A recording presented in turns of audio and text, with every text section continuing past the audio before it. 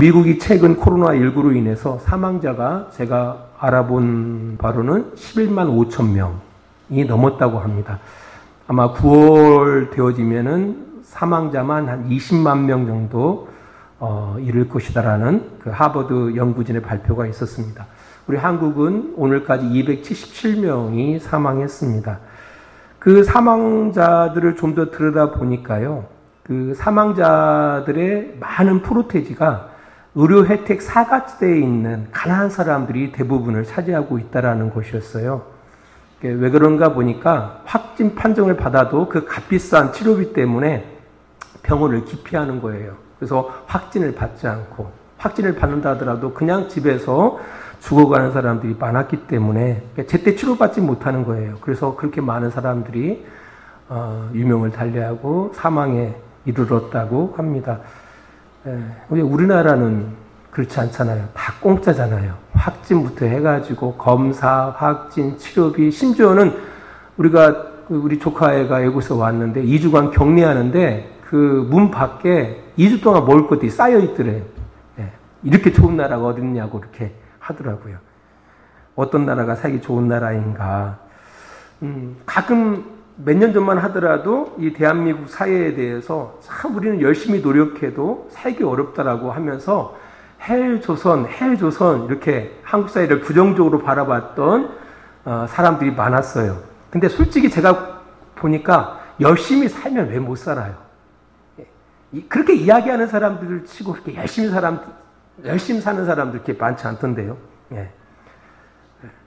근데 실제로 바라보면은 뭐가 이제 나라다운 건가라고 할 때에 오히려 미국보다 한국이 더 낫지 않나라는 생각이 들어가요. 헬 조선이 아니라 헬 미국이 아닌가 그런 생각이 들어갑니다. 그건 그냥 이야기고요. 지난 시간에 그런 말씀을 드렸습니다. 우리 성도들은 이 세상의 시스템 속에서 하나님 나라의 시스템으로 살아가는 사람들이다라고 말씀을 드렸습니다. 세상의 시스템을 그대로 가지고 하나님의 백성으로 살아가는 것이 아니라 이 세상에 시스템이 있거든요. 하나님 없이 살아가는 사람들의 시스템이 있어요. 그 시스템 가운데 우리도 살고 있어요. 하지만 하나님 나라의 백성으로서 마땅히 살아가야 할 가치가 있거든요. 그런 룰이 있거든요. 그 룰대로 살아가는 것이 바로 하나님의 백성들이다라고 말씀을 드렸습니다. 그래서 지난 시간에 어린아이를 영접한다라는 것이 바로 그것을 잘 말해주고 있다라고 말씀을 드렸어요. 이 어린아이는 사회적으로 소외된 사람들을 대표로 하는 겁니다. 그 당시 예수님 당시에 사회적으로 소외된 사람들이 어떤 사람들이었느냐라고 보면은 가부들, 고아들, 나그네들, 어린아이들, 이 대상들은 사회적으로 소외된 사람들입니다. 사회에서 이들을 소외시켰고요, 차별했습니다. 그들의 어떤 생명이나 그들의 인권이나 이런 것들을 소중히 여기지 않았다라는 겁니다. 그런 시스템이 되어진 사회 가운데 예수님이 오셔서 뭐라고 말씀하셔요? 어린 아이를 영접하는 자야 나를 영접하는 것이고 나를 보내신 하나님 아버지를 영접하는 것이다라고 말씀하고 있는 겁니다. 이게 우리 그리스도인의 모습인 겁니다. 근데 그 당시에 그 시스템은 그런 말씀드렸던 것처럼 가부나 고아나 가난한 사람이나 병든 사람이나 어린아이나 이런 사람들을 소외시키고 차별화했던 거예요. 인권을 무시했던 거예요. 그럼에도 불구하고 하나님을 믿는 사람들은 그들을 영접한다라는 거예요. 그들의 필요를 채우고 그들이 살아갈 수 있는 환경들을 만들어주면서 사는 사람이 예수 믿는 사람들이고 그런 사람이야말로 예수를 마음속에 품고 살아가는 사람들이고 하나님 아버지를 품고 살아가는 사람들이라고 말씀하고 있다라는 겁니다. 왜 예수님께서 이렇게 말씀하셨을까? 이런 어린아이 하나를 영접하는 것, 이것이 예수님을 영접하는 것이고 그를 보내신 하나님 아버지를 영접하는 것이라고 말씀하셨을까? 그것은 하나님의 나라가 그런 곳이기 때문에 그렇다라는 겁니다. 어린아이가 마음껏 살 수 있는 나라, 그게 바로 하나님의 나라예요. 가부도 마음껏 살 수 있는 나라, 고아도 마음껏 살 수 있는 나라, 병든 자도 치료받을 수 있는 그런 나라, 그런 나라가 바로 하나님의 나라인 겁니다. 그런 차원에서 바라보면은 점점 우리의 사회는 좋아지고 있다라고 저는 생각을 해요. 저희 어렸을 때만 하더라도요, 그렇게 못 살았습니다. 예를 들어서 가정에서 이혼을 당하면은요, 사회로부터 지탄을 받았어요. 손가락질을 당했다라는 거예요. 안 그랬나요? 저 어렸을 때 그랬어요. 피부가 다르다라는 것 때문에. 그 당시에 한국 여성들이 미국 남성들하고 결혼을 많이 했거든요. 특별히 흑인 남성들하고 결혼을 해서 이제 태어난 아이가 보면은 색깔이 약간 다르잖아요. 그 아이들을 엄청 차별을 했습니다. 차별을 했어요. 그들의 상처들이 있어요.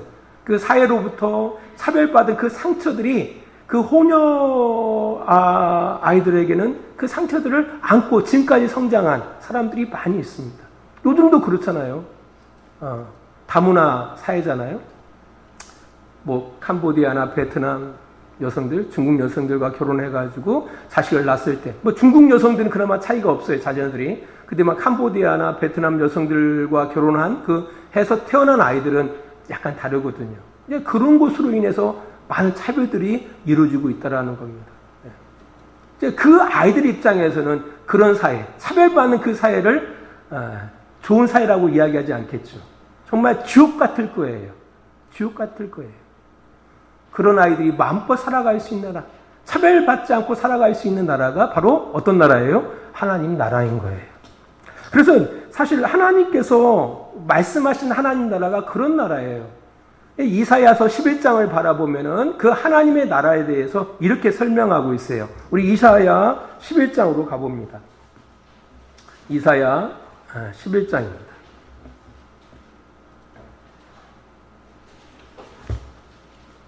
이사야 11장 1절 말씀 보겠습니다. 이새의 줄기에 산싹이 나며 그 뿌리에서 한 가지가 나서 결실할 것이요. 이거 이제 예수 그리스도를 통해서 하나님께서 꿈꾸는 나라를 이루실 텐데 그 나라가 어떤 나라냐? 자, 3절 보세요. 3절, 4절. 그가 여호와를 경외함으로 즐거움을 삼을 것이며 그의 눈에 보이는 대로 심판하지 아니하며 그의 귀에 들리는 대로 판단하지 아니하며 공의로 가난한 자를 심판하며 정의로서 세상에 겸손한 자를 판단할 것이며 그의 입에 막대기로 세상을 치며 그의 입술에 기운으로 악인을 죽일 것이다 라고 이야기하고 있습니다. 이게 정의로운 나라, 공의로운 나라를 이야기하는 겁니다. 그냥 무조건 사랑이 아니에요. 그냥 되나 거리나 이게 아니에요. 그 메시아가 여호와를 경외함으로 즐거움을 삼는 그가 보이는 대로 심판하지 않는다라는 거예요. 들리는 대로 판단하지 않는다라는 거예요. 공의로 가난한 자를 심판하고 정직으로 세상에 겸손한 자를 판단할 거라는 거예요. 그의 입에 막대기로 세상을 치고 그의 입술의 기운으로 악인을 죽일 것이다라고 이야기하고 있는 겁니다. 그러면서 그때가 되어지면은 어떤 나라가 되어지느냐? 6절 보세요. 같이 읽습니다. 그때 이리가 어린 양과 함께 살며 표범이 어린 염소와 함께 누우며 송아지와 어린 사자와 살찐 준승이 함께 있어 어린아이에게 끌리며 암소와 곰이 함께 먹으며 그것들의 새끼가 함께 엎드리며 사자가 소처럼 풀을 먹을 것이며 젖먹는 아이가 독사의 구멍에 장난하며 젖된 어린아이가 독사의 굴에 손을 넣을 것이라 라고 이야기하고 있습니다. 그곳에는 해암도 없고 상암도 없을 것이다 라고 이야기하고 있어요.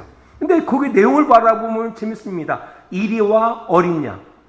어떻게 보면은 약육이 분명하잖아요. 네. 강한 자는 이리예요. 약한 자는 어린 양이에요. 근데 함께 놀아요. 표범과 어린 염소가 함께 해요. 송아지와 어린 사자가 함께 합니다. 암소와 곰이 함께 합니다. 사자가 풀이 뜯어먹어요.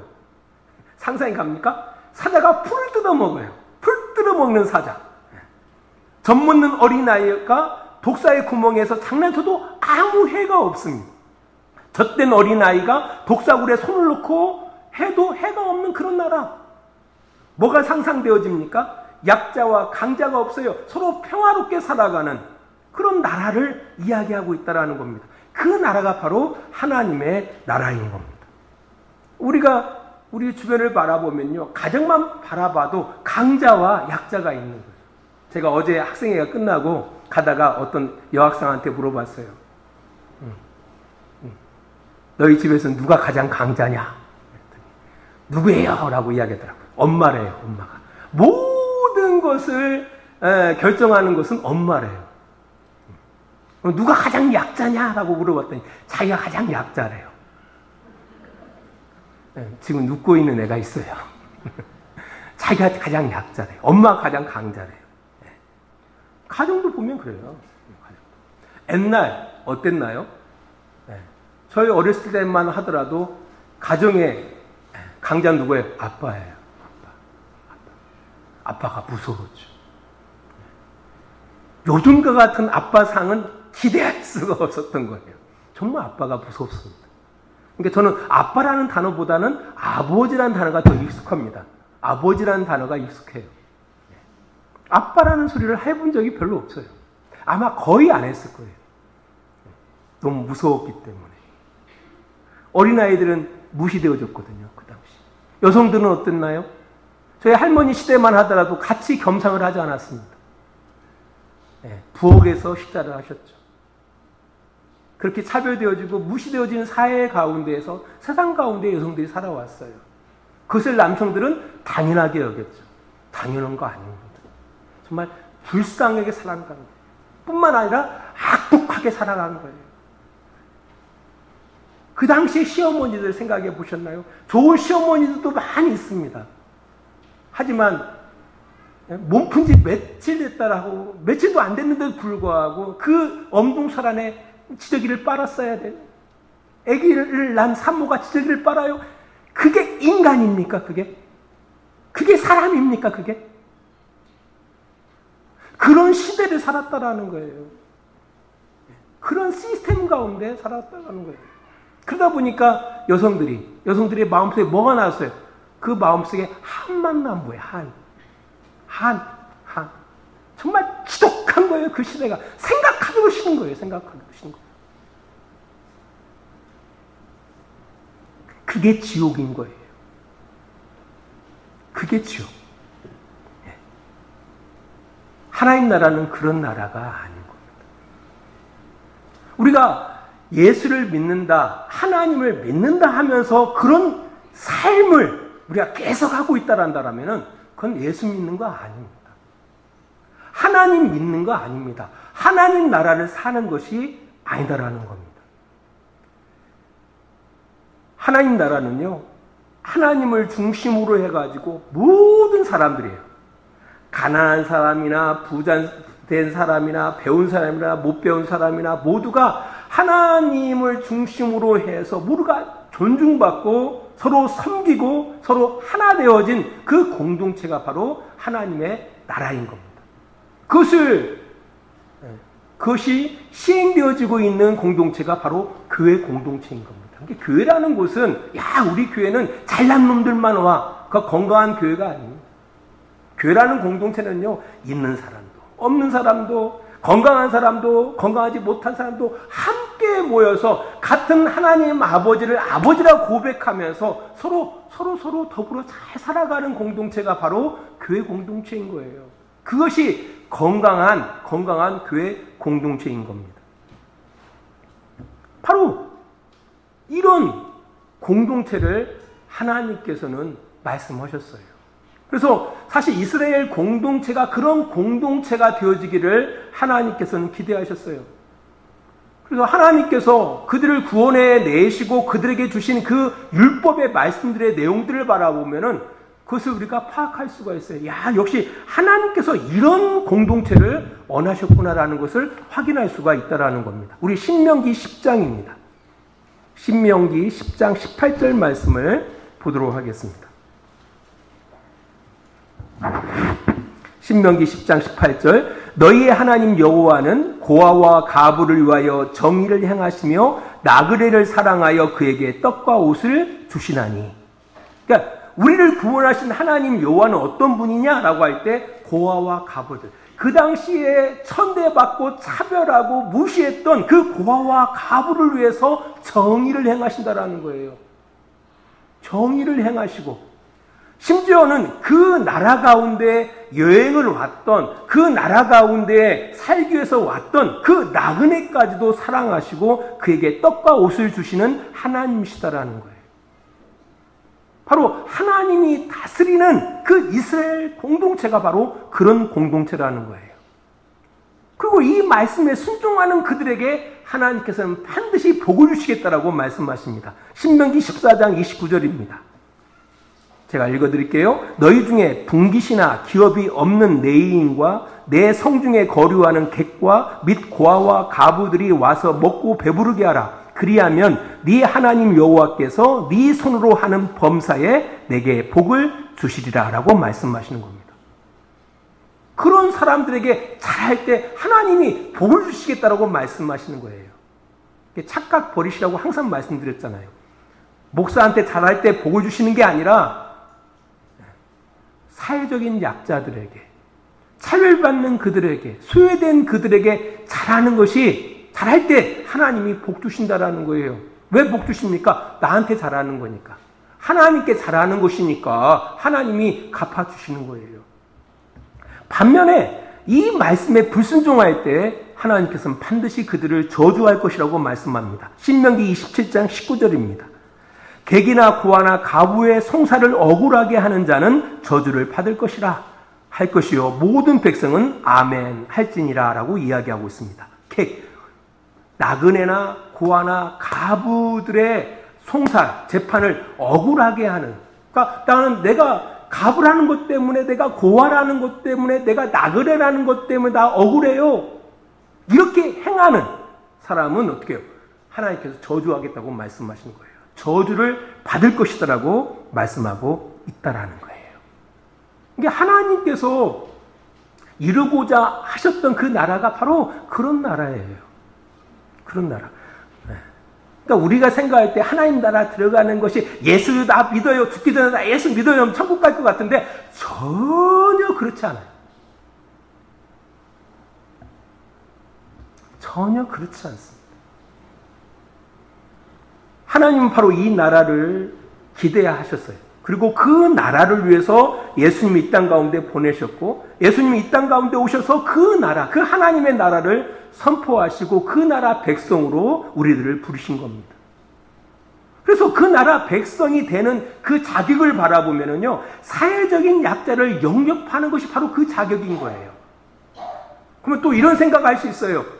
그러면 목사님, 예수님을 안 믿어도 하나님을 믿지 않아도 사회적인 약자를 받아들인 사람은 천국 갈 수 있겠네요. 하나님 나라 들어가겠네요. 라고 이야기할 수 있어요. 그런 얘기가 아니라 하나님을 믿는 사람은, 예수님을 믿는 사람은 사회적인 약자를 차별하지 않는다라는 거예요. 그래도 동일한 우리의 공동체의 일원으로 받아들인다라는 얘기예요. 그래서 오늘 본문 9장 42절도 이렇게 말하는 겁니다. 우리 마가복음 오늘 본문입니다. 9장 42절 말씀 보겠습니다. 9장 42절. 또 누구든지 나를 믿는 이 작은 자들 중 하나라도 실족하게 하면 차라리 연자 맷돌이 그 목에 매여 바다에 던져지는 것이 나으니라 라고 이야기하고 있어요. 누구든지 나를 믿는 자. 그러니까 하나님의 나라 백성으로 들어온 사람들 가운데 이 작은 자, 소자, 어린아이, 이 어린아이 중 하나라도 실족하게 하면은 아예 죽는 편이 낫다라고 말씀하시는 거예요. 연자맷돌 네 목에 메고 깊은 바다에 빠져 죽는 편이 더 나을 것이다라고 이야기하고 있는 겁니다. 누구든지 간에. 차별하는 사람, 그 사람이 얼굴이 다르다게 가지고 요즘 미국에서 인종차별로 인해서 엄청난 많은 일들이 일어나고 있잖아요. 프랑스에서도 있었더라고요. 인종차별. 인종차별하는 사람들은 어떻게 해요? 아예 죽는 편이 더 나아요. 연자맷돌 메고 깊은 바다에 빠지우는 것이 더 나아. 그들은 뭣도 모르고 차별하는데, 그 사람이 없다고 차별하는 사람은 아예 죽는 편이 낫다라는 얘기예요. 그 사람이 여자라고 차별하는 사람도 역시나 죽는 편이 낫다라고 이야기하고 있는 거예요. 어린아이라고 차별하는 사람은 아예 죽는 편이 낫다는 얘기예요. 그 사람이 캄보디아에서 와서, 그 사람이 베트남에서 왔다고 나와 다르게 해가지고 차별하는 사람도 역시나 마찬가지. 학교에서도 그런 경우 있잖아요. 그렇게 사람들을 비난하고 조롱하는 그런 학생들은 아예 죽는 편이 더 나은 거예요. 왜 죽는 편이 더 낫다고 이야기했을까요? 그 이유에는 그렇게 실족해하는 그 사람들에게는 더 큰 심판이 예비되어져 있기 때문에 그렇다라는 겁니다. 이게 실족이라는 것은 발을 걸어서 넘어진다는 얘기를. 그 사람은 멀쩡하게 걸어가고 있는데 그 사람이 발을 딱 걸어가고 넘어뜨려 버리는 거예요. 그 사람은 불행케 만드는 거죠. 그분을 그냥 자기는 아무 잘못 없는데, 그 사람은 아무 잘못도 없는데 그 사람을 넘어뜨리게 하는 거예요. 그 사람은 불행케 만드는 거예요. 그런 경우 있잖아요. 그냥 남편 하나 보고 사랑해서 결혼해서 시집 왔는데 보니까 그 시어머니가 괜히 나를 비워오는 거야. 뭐 하는 편이 낫다고요? 죽는 편이 낫다라는 거예요. 왜? 그 마지막에 뭐가 준비되어 있다고요? 엄청난 심판이 준비되어졌다라고 이야기하고 있는 겁니다. 그래서 43절부터 보세요. 만일 네 손이 너를 범죄하게 하거든 찍어버리라. 장애인으로 영생에 들어가는 것이 두 손을 가지고 지옥 곧 꺼지지 않는 불에 들어가는 것보다 나으니라. 44절 없고요. 45절. 만일 네 발이 너를 범죄하게 하거든 찍어버리라. 다리 저는 자로 영생에 들어가는 것이 두 발을 가지고 지옥에 던져지는 것보다 나으니라. 46절 없고요. 47절. 만일 내 눈이 너를 범죄하게 하거든 빼버리라. 한 눈으로 하나님의 나라에 들어가는 것이 두 눈을 가지고 지옥에 던져지는 것보다 나으니라. 범죄하거든. 그러니까 네 손으로 범죄하게는 손 찍어버리는 거예요. 멀쩡한 몸으로 지옥에 들어가는 것보다 한 손 없이 장애자로 천국 들어가는 것이 훨씬 낫기 때문에 찍어버리라는 얘기예요. 찍어버리라. 여러분, 입술이 사람을 차별합니까? 입술을 갖다 꼬매버리세요. 평생 말 않는 것이, 말 않고 천국 가는 것이 말하면서 지옥 가는 것보다 훨씬 낫기 때문에 그렇다라는 거예요. 그 얘기를 하고 있는 거예요. 발이 범죄하거든 발을 찍어버리라는 거예요. 저는 다리로 영생에 들어가는 것이 멀쩡하게 지옥 가는 것보다 훨씬 낫기 때문에 그렇다라는 거예요. 왜냐? 그 지옥은 구더기가 죽질 않아요. 48절 보세요. 거기에서는 구더기도 죽지 않고 불도 꺼지지 아니하느니라 라고 이야기하고 있습니다. 죽고 싶어도 죽을 수 없는 그 나라가 바로 지옥이기 때문에 그렇다라는 겁니다. 이걸 말씀하시는 거예요. 하나님 나라 못 들어간다. 실족하는 사람들은 하나님 나라 못 들어간다. 범죄하는 자들은 하나님 앞에 못 들어간다. 하나님 나라에 못 들어간다.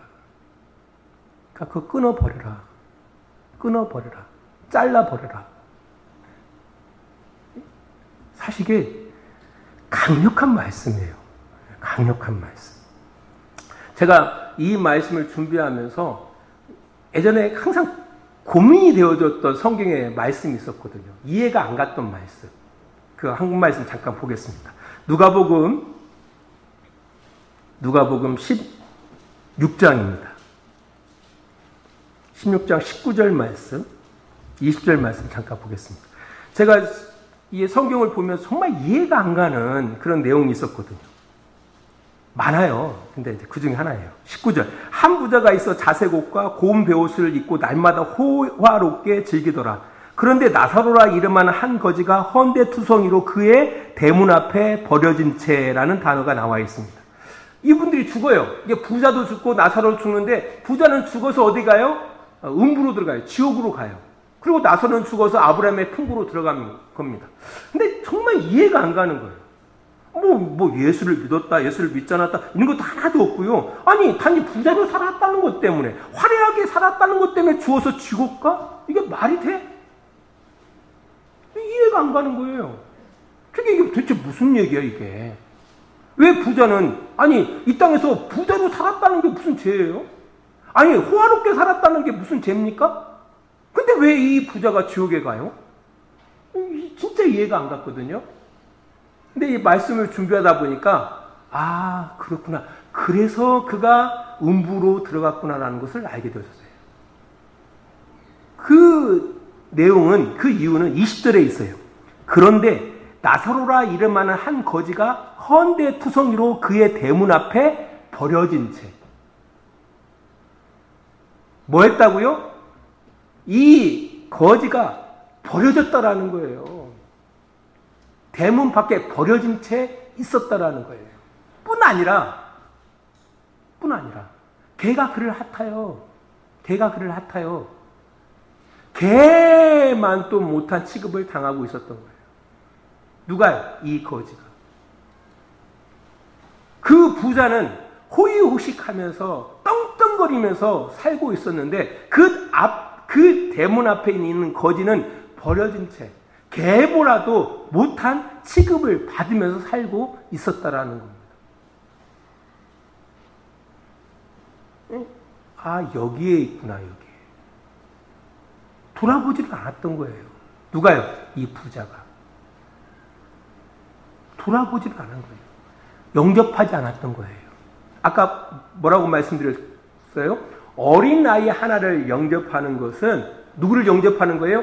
예수님을 영접하는 것이고 또 예수님을 보내신 하나님 아버지를 영접하는 것이에요. 이 부자는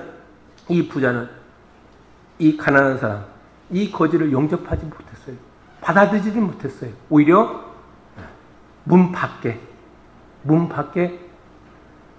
말 그대로 그 찌꺼기 되어지는 개나 먹는 음식으로 그 하루하루를 먹으면서 연명했던 거예요.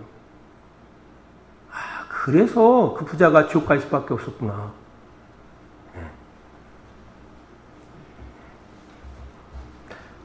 자, 아무튼 그런 생각이 갑자기 들어가는 거예요. 그래서 우리가 곰곰이 이 말씀들을 생각해 보면서 우리가 좀 깊이 생각을 해보야 한다라는 겁니다. 우리 성도들은 어떤가요? 우리 성도들. 세상에서의 그런 차별들을 그대로 우리 성도들이 할 수 있어요. 세상에 있는 사람들과 없는 사람들 얼마나 사람들이 차별합니까? 교회에서도 차별해요. 있는 사람과 없는 사람들. 있는 성도가 없는 성도를 차별해요. 누가? 교회에서도 그래요. 배운 사람과 배우지 못한 사람, 교회에서도 차별을 해요. 그 사람의 출신 성분, 교회에서도 차별해요. 그러면서 교회에서는 뭘 전합니까? 하나님 나라를 전해요. 얼마나 우스꽝스러운 모습입니까? 세상은 그렇다 할지라도 교회는 그렇게 살아가서는 안 되는 거죠. 한참 뭐 이렇게 우리 유튜브로 나가기 때문에 조심스럽지만 그 성소수자들 있거든요. 성소수자들. 이들에 대해서 한국 교회가 좀 왜곡된 시각을 가지고서 이렇게 차별하는 모습들을 이렇게 볼 수가 있어요. 그래가지고 가끔가다 목사님들 이렇게 카톡으로 해가지고 막 오는 게 뭐 차별 금지 반대 해가지고 범대법, 차별 금지 반대법을 반대한다라는 그런 그 운동을 하자는 어떤 차원에서 막 그 문자들이 오거든요. 근데 참 조심스러운 게 사실 그럼에도 불구하고 교회는 그가 성소수자라는 것 때문에 교회가 차별해서는 안 된다라고 저는 생각하거든요. 저는 개인적으로. 근데 오히려 그런 부분들을 교회가 조장하고 있지 않는가라는 그런 생각이 들어가거든요. 우리와 똑같지 않다라는 것 때문에. 그리고 실제로 소돔과 고모라 땅이 그렇게 망했다라고 막 설교를 해요. 하지만 사실 소돔과 고모라 땅은 그렇게 망한 성이 아니에요. 에스겔서를 바라보면은요, 소돔과 고모라 땅에서 가난한 사람이 살 수 없었어요. 소돔과 고모라 땅에서 낳은 애들이 살 수 없었어요. 그러니까 소돔과 고모라 땅은 더 이상 살 수 없는 땅이 됐기 때문에 하나님께서 그 땅 가운데 심판을 내리신 겁니다. 우리가 착각을 해서는 안 돼요. 가정도 그래요. 가정이 이 아이들이 살 수 없는 가정이 되어지면은요, 아이는 그 가정에서 떠나가 버리는 겁니다. 아내도 그래요. 아내가 이 가정에 더 이상 살 수 없는 거예요. 그럼 아내가 떠나는 거예요. 그 가정이 어느 누구도 살 수 없는 가정이 되어지면요, 풍지박산 나는 거예요. 여자한테만 희생하라고 이야기해서는 안 돼요. 아이들한테만 희생하라고 이야기해서는 안 돼요. 살만한 가정을 만들어야죠. 살만한 가정을 만들려고 노력을 해야지, 그 가정이 살 수 없는 그런 상황 가운데 있는데 그곳에서 살아라는 얘기는 죽으라는 얘기예요. 최근에 방송에 나왔잖아요. 어떤 여자아이가 계부한테 목줄에 쇠사슬이 메어진 가운데서 학대당하다가 그 가정에서 탈출해가지고 결국 이 사건이 발각돼가지고 그 계부 감옥에 들어가고 이런 일 밝혀졌잖아요. 그게 살 수 있는 가정입니까? 살아갈 수 있는 가정입니까? 이 소돔과 고모라 땅은 지금도 존재해요. 우리의 가정들이 소돔과 고모라가 될 수 있다니까요. 우리의 가정들이. 내가 그 범죄케 하는, 실족케 하는 자로 그 가정 가운데 살고 있을 수가 있다라는 거예요. 여러분 개개인 하나하나가 잘 생각하셔야 한다라는 거예요.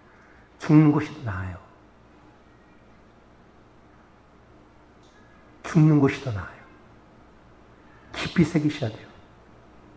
그렇게 사느니 죽는 것이 더 나아요. 그렇다고 진짜 죽지 마세요.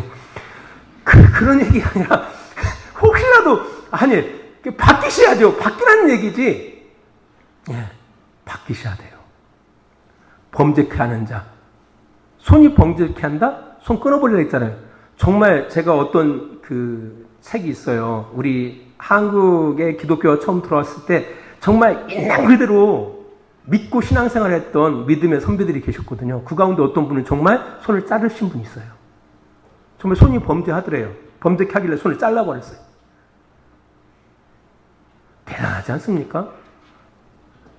여러분, 손이 범죄한다고 손 자르라는 얘기가 아니에요. 끊으라는 거예요. 결단하라는 거예요. 결단하지 않고는 하나님 나라 못 들어가요. 여러분의 삶이 바꿔지지 않은 한 하나님 나라 못 들어갑니다. 그거 꼭 기억하셔야 돼요. 꼭 기억하셔야 돼요. 말씀 기록을 맺습니다. 오늘 마지막 50절은 이런 말씀이 있어요. 마가복음 9장 50절에 이런 말씀이 있습니다. 참 재밌는 말씀인데요. 소금은 좋은 것이로되 만일 소금이 그 맛을 잃으면 무엇으로 짜게 하리요? 너희 속에 소금을 두고 서로 화목하라 하시니라라고 말씀하고 있습니다. 지금도 소금이 소중해요. 저희 어머니 항상 하시는 말씀이 쌀도 중요하고 소금도 중요하대요. 그러니까 쌀하고 소금을 항상 넉넉하게 준비하고 살으래요. 저한테 항상. 지금도 소금 중요하죠. 옛날에는 소금 더 중요했어요. 그 당시에는 그 직원들 월급을 소금으로 줬어요. 그만큼 소금이 소중한 거예요. 그만큼 가치 있고 소중하죠. 소금의 무엇이? 맛이 중요한 거죠. 소금은 가치 있는 거거든요.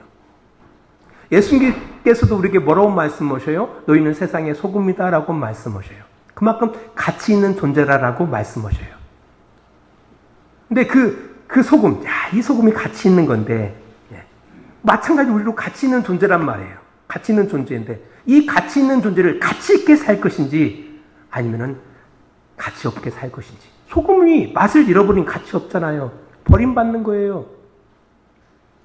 소금을 두고 생각하라는 거예요. 소금 좋은 거자, 소금 소중한 거야. 너희 인생도 소중해.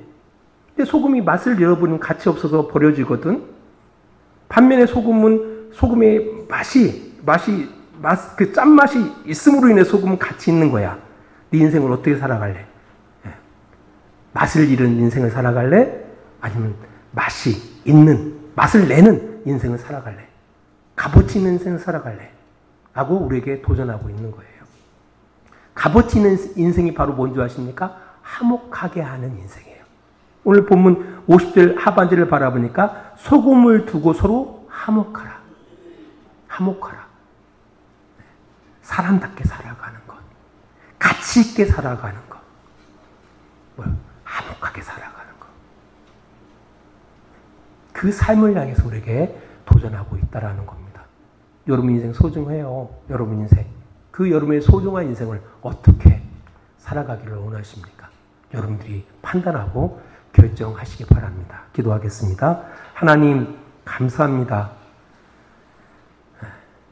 우리가 이 세상 힘이 없다고, 돈이 없다고, 건강하지 못하다고, 얼굴이 다르다고, 혈색이 다르다고, 혈통이 다르다고, 배우지 못했다고 세상은 끊임없이 차별합니다. 그로 인하여 억울함도 있습니다. 그런 세상 가운데 우리 성도들이 하나님 나라 백성으로 부름을 입었고 그 나라 백성으로 살아가고 있습니다. 이 차별받는 세상에서 고통받는 많은 이들에게 우리가 어떻게 살아가는 것이 진정 하나님의 나라고 하나님 나라의 백성으로 살아가는 것인지를 우리의 삶을 통해서 드러내기를 원합니다. 무엇보다도 우리를 교회로 이끄신 하나님께서 이 교회를 통해서 하나님의 나라를 세상 가운데 맛보게 하심을 감사를 드립니다. 적어도 이 교회만은, 우리가 속한 이 교회만은 차별이 없는 교회, 소외되어짐이 없는 교회, 이런 교회를 향하여 끊임없이 우리가 헌신하고 살아갈 수 있는 그런 복된 교회와 성도들이 되어질 수 있도록 주님께서 도우시고 인도하여 주시옵소서. 이제는 우리를 사랑하시는 우리 아버지 하나님의 그 크신 사랑하심과 예수 그리스도의 십자가의 은혜하심과 성령의 감화와 감동과 지키시고 인도하심이 오늘도 시간을 구별하여 하나님 앞에 예배하며 하나님 나라의 백성으로 가치 있게 의미 있게 살아가고자 다시금 작정하는 우리 성도들의 마음과 그들의 인생 위에 하나님의 놀라운 사랑과 은혜와 놀라운 은총이 늘 함께 해주시기를 간절히 축원하옵나이다. 아멘.